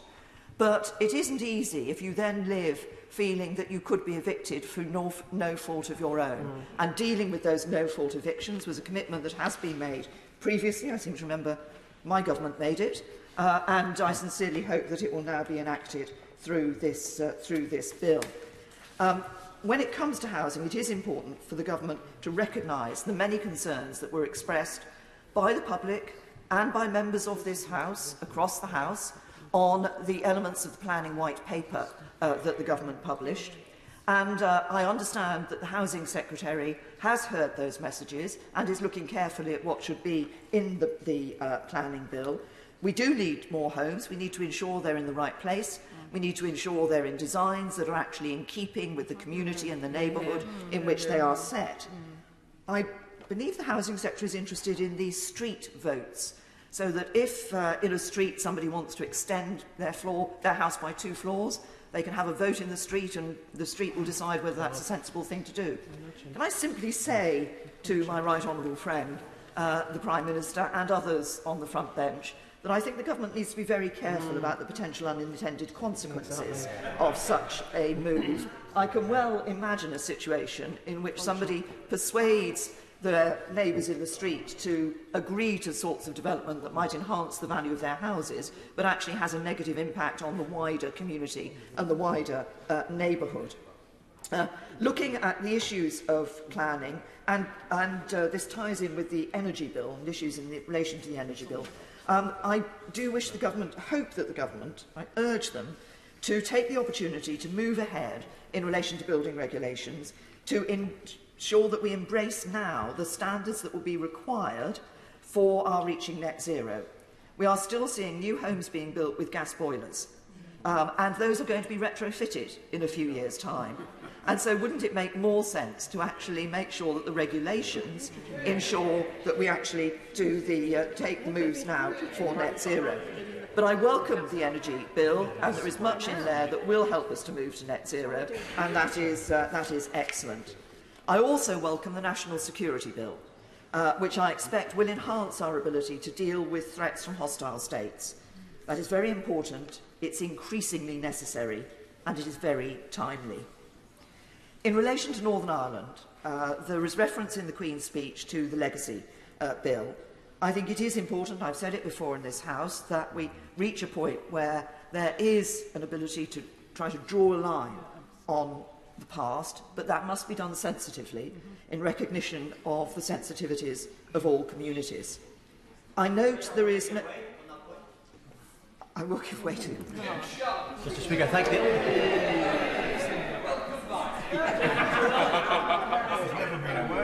I think there's an explanation needed. I was at the Nigerian embassy getting my pass so that I can go to Nigeria at the end of May. Can I ask the Honourable Lady, it's really important for my constituents, those who have lost loved ones. I can name them the Ballydugan Ford, Stuart Montgomery, murdered by the IRA. Nobody ever made accountable. My cousin, nobody ever made accountable. I want justice. My relatives want justice. My constituents want justice. Does the Honourable Lady agree? Can I say Theresa May? I say to the honourable gentleman, we welcome him back to his place in the chamber. That is why I say it is important that these issues are addressed sensitively. They have consistently been looked at by some of my colleagues in relation to those veterans who may find themselves being caught before justice. But what is important is that people who did lose loved ones during the Troubles, and the majority of those losses will have been at the hands of terrorists, but who did lose loved ones during the Troubles, are able to feel that sense of, first of all, actually understanding what has happened and being able to know what has happened. And I think this is one of the things that is driving the government's intention in relation to this bill. And they will want to be able to feel some sense of closure, which they have not been able to see for so many years.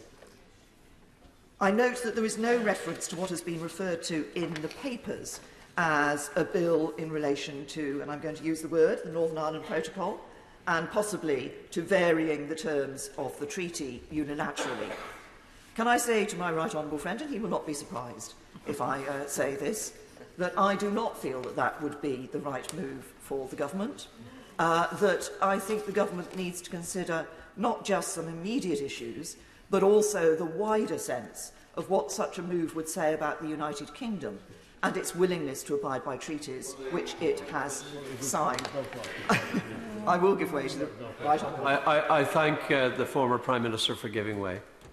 Can I say to her, with great respect that I hold her in, that surely what is more important here is the Good Friday Belfast Agreement. and the need to protect the political institutions. I stood in the election last week. Not a single unionist member was returned to the Assembly that supports the protocol. There is no consensus for this. It needs to be dealt with. It is harming our economy. It is driving up the cost of living. It is undermining political stability in Northern Ireland. It threatens the Good Friday Agreement. It has to be dealt with.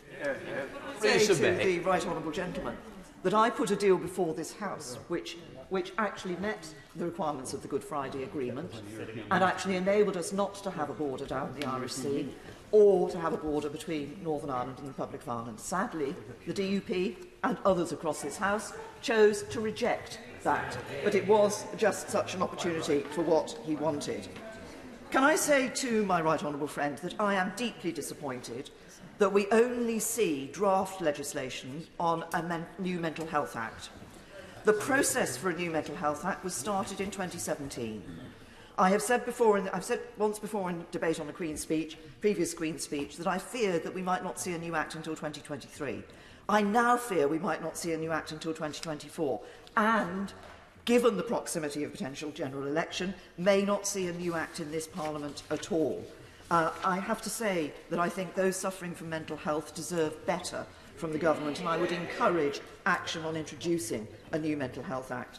I'm also disappointed we don't have an employment bill, particularly to put through the policy of ensuring that tips that are left for waiters actually get paid to those individuals. It was a popular policy, and I would hope that the government will think again on putting it through. The final issue on which I'm disappointed is that we don't see a commitment to an independent public advocate.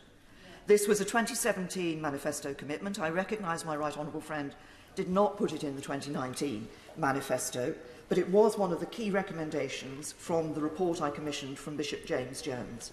33 years on from the Hillsborough disaster, I think it is time that we actually took action to provide much greater support for those families who lose loved ones in public disasters, and there have been other disasters since Hillsborough. I think it would be a very fitting legacy for those who sadly have lost their lives at Hillsborough and other disasters if we see that support being put in through an independent public advocate. And if I can just say to the front bench, the government doesn't need to do any work on it because the honourable member for Garston and Halewood actually has a bill that is written and which I'm sure she will be aiming to introduce in this House and which could be supported. Now, my final comment is underlying the government's programme is the desire to level up the economy and encourage high-wage, high-skill jobs.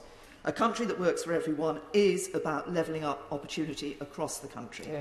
But the economic background against which the government is working does not make delivering on those aspirations easy. The cost of living crisis is making life difficult for many across the country. We have rising inflation, the need to restore public finances, the number of people who are economically inactive in this country is rising, as well as we've seen a hit to sterling, and forecast growth is well below trend. All those make for a very challenging environment. And it's a time like this that the Conservative principles of sound public finances and competent economic management are needed more than ever. And as we level up across the country, we should ensure that we're a government that doesn't just work for certain parts of the country, but a government that truly works for everyone.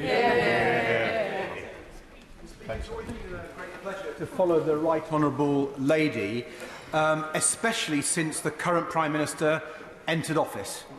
And I agreed with a lot of what she said, especially on the need to move ahead quickly with new legislation for people with mental health issues, and what she said on social housing, and I thank her for that. Madam Deputy Speaker, I'd like to pay tribute to Her Majesty the Queen. She was missed today very much, and on behalf of the Liberal Democrats, I would like to send her our very best wishes. And we all look forward to celebrating the incredible milestone of the Queen's Platinum Jubilee next month. As an MP serving the Royal Borough of Kingston-upon-Thames, I know there will be street parties galore across my constituency, demonstrating our patriotic and affectionate support for Her Majesty. I'd also like to pay tribute to three others whose absence we feel very acutely today: James Brokenshire, David Amos and Jack Dromey, parliamentary colleagues who sadly left us in the last 12 months. All three were MPs who command respect across the House. Respect for their seriousness of purpose and their collegiate way of working. They are all missed in every corner of this House. I must also compliment the honourable members for Beverley and Holderness and Brecon and Radshire for their speeches today. The member for Beverley and Holderness was a well-respected chair of the Education Select Committee when he described the then Education Secretary's reforms as ill-conceived and incoherent. You'll be relieved to hear that his speech was neither of those things. And in my opinion, he is neither an old duffer nor a young thruster, but far more valuable than either of those, a member with an independent mind, Whip's office dream. And his mention of a royal commission to deal with political wrongdoing has given me an interesting idea that I think we should take up with ministers. Now, Madam Deputy Speaker, we are all servants of the Crown, but the member for Brecon and Radnorshire has taken that further than most when she worked for the Prince of Wales as a researcher. I'm not sure if she was consulted by His Royal Highness for today's gracious speech, but her speech was an interesting insight into the complex relationships between Conservative MPs, and I thank her for that. Madam Deputy Speaker, this should have been a cost of living Queen's speech. Families and pensioners across the United Kingdom are facing the biggest squeeze on household budgets and living standards at any time during Her Majesty's whole long reign, going back to the 1950s. Yet the government's programme offered nothing. Now, there was a hint in the Prime Minister's speech, I don't know if you caught it.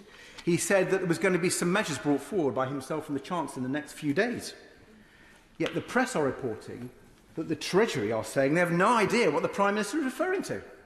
So it would be wonderful if at least a minister from the front bench could enlighten the House, because our constituents need some help and there is nothing in this Queen's speech. When inflation is at 7% and rising, its highest rate in 30 years, predicted to get into double digits by the end of this year. And we've all heard from many constituents heart-rending stories about the sacrifices they are making just to try to make ends meet because of inflation. Parents going without meals to make sure there's enough food for their children. Pensioners huddled in only one room to keep their heating bills down. Families who've seen energy bills soar by £700 already and are now told to expect another £800 rise in the autumn. People desperately need more help from the government. But what have they received instead, Madam Deputy Speaker? Tax rises, broken election promises on pension rises, and wages rising far slower than inflation. Madam Deputy Speaker, the government's unfair tax rises could not have come at a worst possible time. And the government's rise in national insurance contributions, coupled with the freezing of income tax thresholds that they like us to forget, together they are hitting the low-paid really hard. What everyone really needs is an emergency tax cut. And that's why Liberal Democrats want an immediate cut in VAT. Our VAT cut idea would help everyone, would help small businesses and high streets, and would cut inflation. Yet by failing to cut VAT, by choosing to make the cost of living emergency worse, this government has confirmed people's deep fears that they are government that just doesn't care. Given the increase which is now reported in Treasury receipts due to inflation and due to the increased VAT receipts, does he not think it would be appropriate for the government to take that action? But does he also recognise that in doing so, VAT reductions could not apply in Northern Ireland, and people in Northern Ireland could not benefit from it because of the Northern Ireland Protocol? Well, I hope the government will find a way of working with politicians in Northern Ireland to help people who are struggling. But he's absolutely right about the VAT point, Madam Deputy Speaker. The chance of getting £9 billion extra in VAT this receipts, over the prediction in the budget, £38 billion. And yet they say they can't afford a VAT cut. It's clearly nonsense. And at the local elections last week, people across the country rose up to say enough is enough. From Stockport to Somerset, Cumbria to Cambridgeshire, Harrogate to Harpenden, voters chose Liberal Democrats to be their local champions to fight for a fair deal for them and their communities. And for Liberal Democrats, that fair deal must start with real action to tackle soaring energy bills and rising food prices. And not just a VAT cut. We want to increase and extend the Warm Homes discount to help over 7 million people with their heating bills. And increase the winter fuel allowance to help pensioners betrayed by the Conservatives breaking their election promise on the pensions triple lock. Liberal Democrats want to help families and pensioners in rural areas who heat their home with heating oil or LPG who aren't protected by the energy price cap.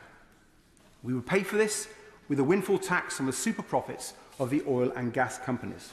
Only last week, we learned that BP and Shell are now raking in £1 billion in profit between them every single week from the same soaring gas and petrol prices that are making families suffer so much. Surely even this government can see in this economic crisis we need to cut taxes for families by asking these corporate giants to pay a little bit more. This government is failing so many groups. There's nothing to back British farmers, for example, who are at once some of the hardest hit victims of the cost of living crisis and yet crucial to solving food inflation for the rest of us. Yet instead of backing our farmers and our rural communities, the government is adding to their pain, selling them down the river with trade deals that allow low welfare foreign imports to undercut responsible British farmers, and cutting the payments farmers rely on, costing some of them up to half of their entire income. Quite simply, that risks driving many small farmers out of business altogether. In the South West alone, farmers will lose almost £1 billion by the end of 2027 as a result of these Conservative policies. Madam Deputy Speaker, this government's programme not only fails to help people with the cost of living emergency, it also fails to address the crisis in our NHS and care services. Take our ambulance services. Many are in crisis. Resources have been slashed, and paramedics and handlers are not being given the support they need. In the South West, if you're a stroke victim, you now have to wait almost 2 hours for an ambulance. That is a terrifying statistic. An average wait for an ambulance of almost 2 hours. And it's not just stroke victims. In Devon, an 88-year-old man, Derek Painter, lay in, and I quote, excruciating pain after he fell on the stairs. He waited 7 hours for an ambulance. That is just horrific. Thousands of people are watching loved ones in agony and distress. Some have even watched them die. This is heartbreaking, and it cannot go on. Can ministers, can the Prime Minister look these families in the eye in such distressing circumstances and tell them they've got a grip on this health crisis? And it doesn't just stop at the ambulance crisis. Over years now, this government has allowed our NHS to spiral out of control. Local health services are at breaking point following the Conservative government's broken promises to recruit more GPs. People are struggling to get appointments, and GPs are under more pressure than ever. And then there's the ticking time bomb of NHS dentistry, or the lack of it, forcing people to shell out hundreds, if not thousands, of pounds for private work because they cannot get to see an NHS dentist. There was nothing in the Queen's speech to tackle these health crises, and nothing for the social care crisis either. Last year, the government promised to reform social care, but all we got instead was an unfair tax hike. More than 1 million people are missing out on the care they need right now, and still the government is doing nothing to help. Nor is it doing anything to support the millions of unpaid family carers who are making big sacrifices to look after their families, their loved ones. They're already facing serious financial hardship. That was before the cost of living crisis struck. And they're now being pushed to breaking point. And they were, once again, forgotten in the Queen's speech. I've told ministers, I've told the Prime Minister on countless occasions about the everyday struggles carers face. The amazing Kingston Carers Network in my constituency tell me their members, like carers across the country, are desperate for a rising carers allowance and for respite services to give them a break. Yet even the government's promise of a week unpaid leave for carers, surely the very least the government can do, was missing from the gracious speech. It's just not good enough. Without these unpaid carers, these family carers, our health and social care systems would crumble. The government is ignoring them at their peril. Nor can it afford, Madam Deputy Speaker, to ignore the growing public anger about raw sewage being dumped into our rivers and seas. I see it in the Hogsmill River in my constituency, Kingston's blue jewel, and one of only 210 chalk streams in the world. Sewage pollution is killing these rivers and chalk streams and threatens the habitats of countless wild animals and soils the beauty of our precious local environment. I know other members across the country are seeing the same, with sewage being poured into their local rivers and streams and into the seas along our coasts, whether in Eastbourne or East Devon. Liberal Democrats have proposed tough new laws and a new sewage tax on water companies to end the dumping of raw sewage, and our constituents will not forget the government's failure to listen and include such measures in the Queen's speech today. I'm happy to go. I'm very pleased he's raised the issue of sewage in our rivers and pollution. Does he not think the solution is to take all of our water companies back into public ownership and stop pouring millions of pounds of our water costs into the profits of the private sector, often in overseas locations? I have to say I disagree with the honourable gentleman. I want a sewage tax. I want punitive laws, regulations on these companies who've been getting away with it. That is a way for much quicker progress. We can't wait any longer. We need clean rivers. We need clean seas. Finally, Madam Deputy Speaker, this Queen's speech comes not only at a challenging time for the UK domestically, it comes at a dark moment for us and for our allies, as Putin's brutal invasion of Ukraine continues. I am proud of how we, on all sides of the House, have stood united in our resolve to support President Zelensky and the brave Ukrainians, fighting for the same fundamental values which we treasure so deeply, liberty and democracy. But we need to do more and send clear, strong signals. In this regard, I'm afraid that one thing in this address was conspicuous by its absence: a decision to reverse this government's cut to our armed forces, a cut of 10,000 troops. That cut is a deeply misguided policy at this perilous moment. Our national security has to be a priority. I urge the government to reverse this decision immediately and demonstrate to our NATO allies Britain's determination to stand up to aggression now and in the future. Thank you. I now call to make her maiden speech Anna Firth. Deputy Speaker, thank you for giving me the opportunity to make my maiden speech. It's a privilege to follow the Right Honourable Member for Kingston and Surbiton. I hope the eloquence with which he makes his speech is infectious.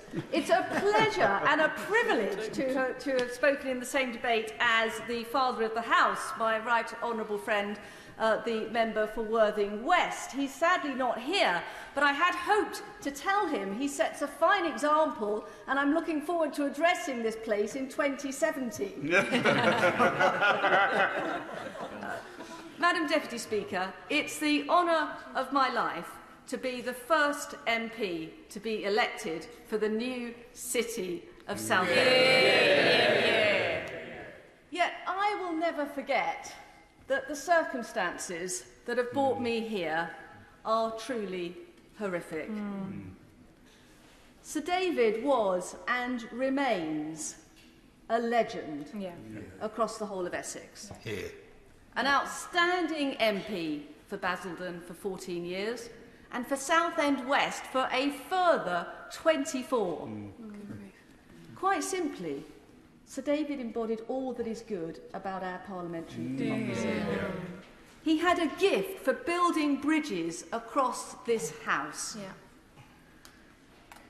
And I think that everybody here misses his decency, his kindness, his smile, and his wicked sense of humour.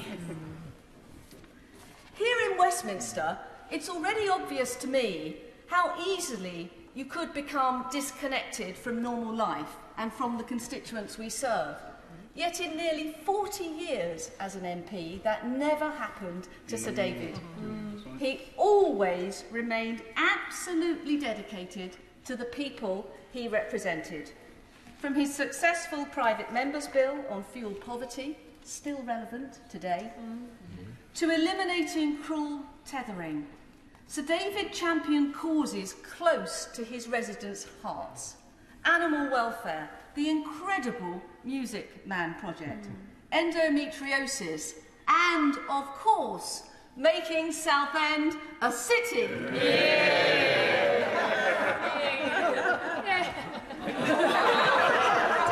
Carry on. Madam Deputy Speaker, there are others I would like to mention. The life of an MP is clearly demanding, but there are rewards and recognition that go with that. One group of people, however, share many of the pressures of our journey, but little of the recognition. So I want to pay tribute to Lady Amos and her 5 children. No one, I repeat, no one has paid a higher price for our democracy than they have. As we continue on with our lives, theirs has been shattered forever. The dignity, love, and spirit of reconciliation that they have shown has been an inspiration to me, and I know the whole House would wish to join me in telling them their sacrifice, their contribution to our democracy will also never be forgotten.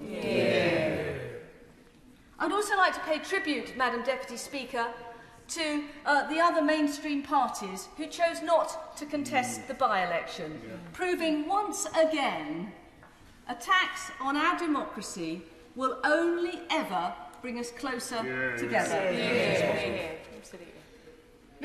Madam Deputy Speaker, Southend West is a wonderful constituency.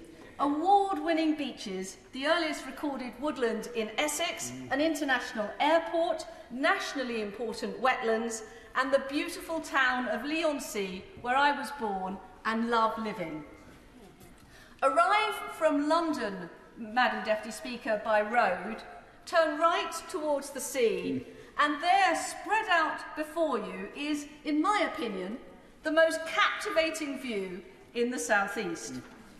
And that is the view, Madam Deputy Speaker, that Admiral Blake would have seen in 1652 when he brought the crippled English fleet back from the Anglo-Dutch War to Old Leigh for refitting. Spurning instructions to go to Medway, Blake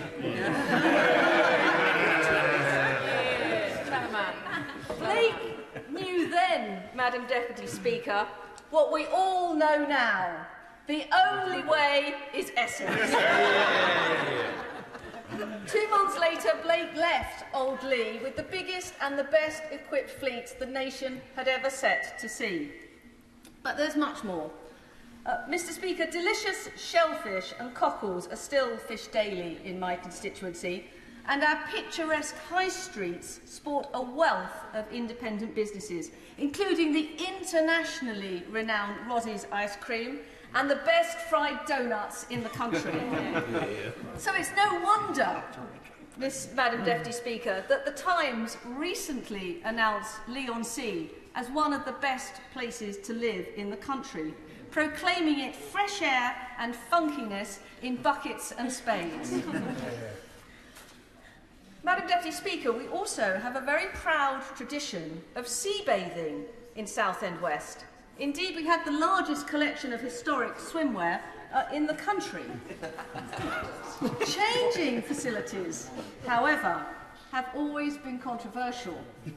Historic reports from the 1900s detail men not queuing for bathing machines, choosing instead to rummage around in Macintoshes to get changed.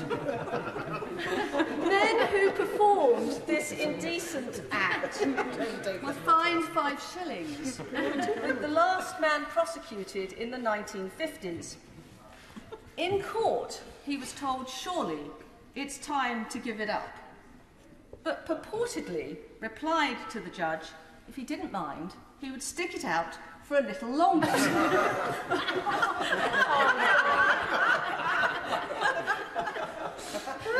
is, of course, much more to Southend West than our beautiful seafront.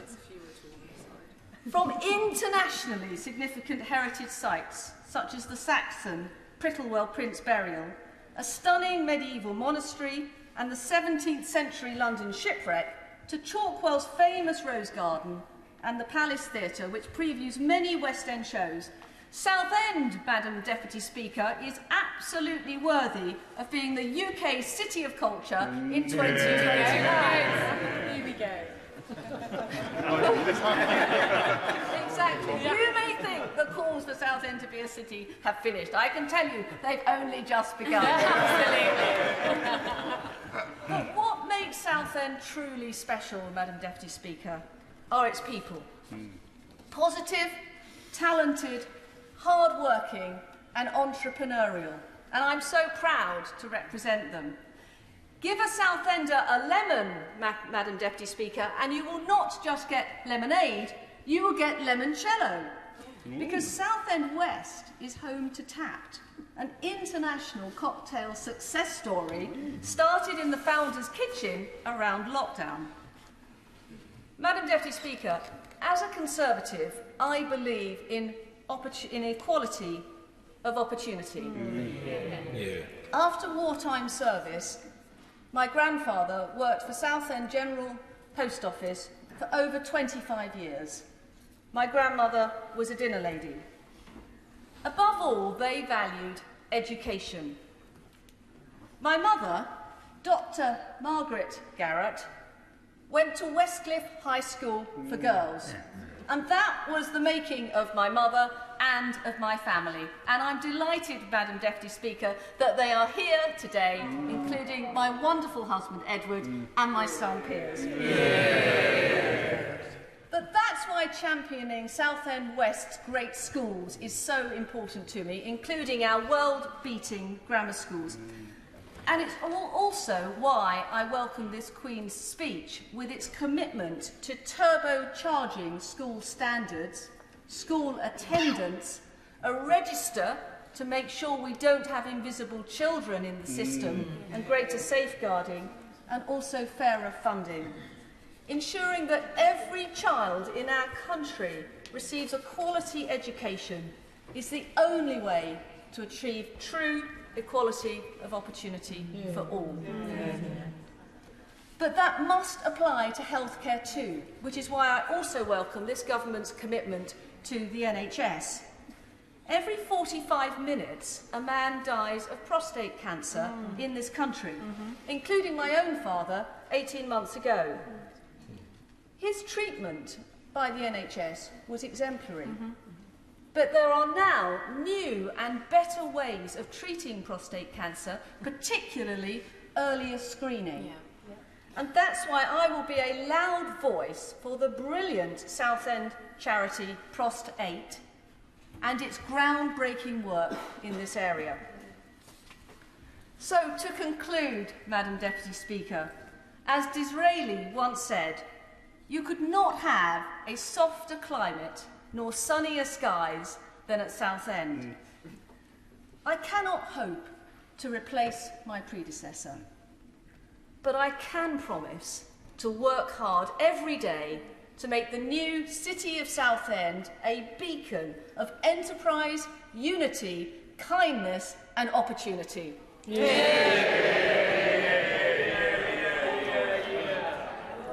Tony Lloyd.